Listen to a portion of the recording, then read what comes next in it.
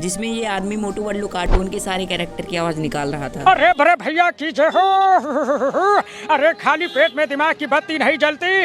अरे दोस्तों, मैं देवघर जाना चाहता हूँ, क्या करूँ क्या करूँ? आइडिया मोटू, सबसे पहले सुल्तानगंज से जल भरेंगे, उसके बाद देवघर जाएंगे। अब इतने में पता चल गया जोन्स को। जॉन बनेगा डॉन, और मुझे भी बाबा को जल चढ़ाने से रोकेगा कौन? मैं भी कांवर उठाऊंगा, सुल्तानगंज से जल भरूंगा, उसके बाद सीधा देवघर जाकर के बाबा पर जल चढ़ाऊंगा। बहुत बहुत बहुत क्या कविता बॉस। अरे कविता को छोड़ो, पहले बोल बम का नारा लगाओ।